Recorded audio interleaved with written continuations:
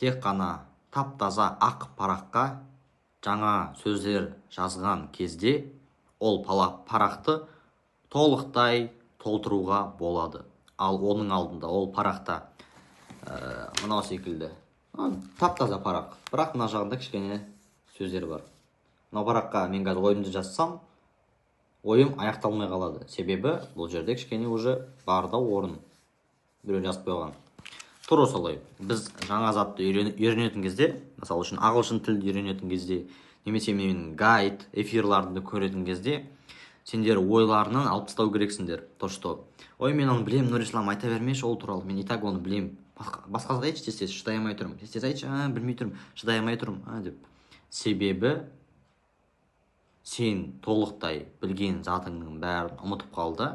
Егер сен авторитет деп бір адамды санасаң, мысалы үшін мен авторитет деп санасаң, немесе әкеңді, немесе Арсен Маркарянды авторитет деп санап, және сол авторитет айтқан сөзді біліп тұрсаң да, білмегендей бол, ұмытып қал. Толықтай сол авторитет айтып жатқан сөздерді толықтай меңгер және түсін. Себебі ол сол айтып жатқан, сен мүмкін ол сөзді білесің, ладно.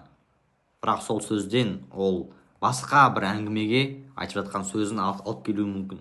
Сондықтан да біз өзіміздің бір саланы толықтай білмейді екенімізді түсінбегенше, сол саланы толықтай меңгеру мүмкін емес. Мен мектепке келген кезде барлық адамдар айтады көбінесе, енді подписаться етейін деп жатқан кезде, ой, мен и так өзімді дамытуды білемін, мен и так та ағылшынды қалай үйрену керек екенін білемін. Видите, олар адамдар өздерінің некомпетентный немесе эгосынан ары қарай өткісі келмейді да, сол үшін ол адамдар ешқашан дамымайды. Даже мен қанша ақылды 8 Всевышний образованием болса да, мен Динара Тиловова қаншалықты хуйня бірдеңке айтып жатса да, көбінесе оның кейбір ойлары маған ұнайды, Динара Тилованы. Сондықтан мен Динара Тилованы тыңдаймын.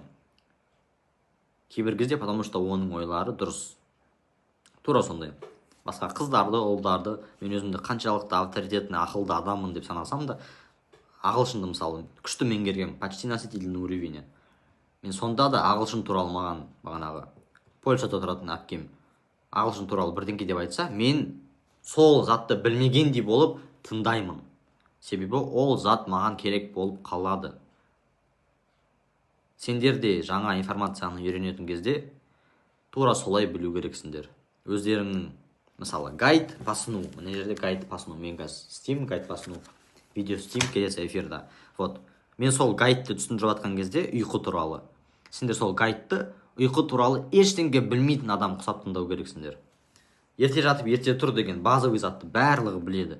Бірақ сонда да мен соны айтып жатқан кезде, сендер соны ерте жатып, ерте тұру реально деп, шынымен де сондай бір ой келмегенше көру керексіңдер. Реально ойларыңды обнулить етіңдер.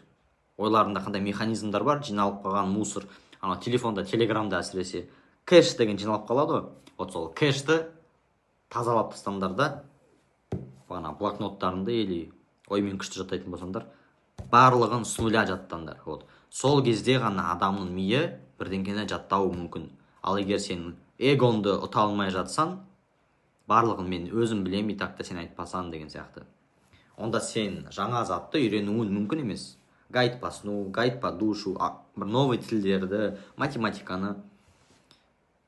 Көбіне сондай, мысалы, мен қазір математиканы үйреніп бастағым келсе, мен білемін, теңдеу, түбір дегендерді білемін, бірақ одан ары қарай білмеймін. И маған математика апай толықтай түсіндіру керек, түбірден бастап, барлығын. Егер мен оны білемін, ой, керек емес, сразу кеттік 9 сыныпты десем, мен үйренбеймін ештеңкені. Солай түсінсеңдер түсініңдер, түсінбесеңдер түсінбеңдер. Барлығына рахмет, жеңіс біздікі.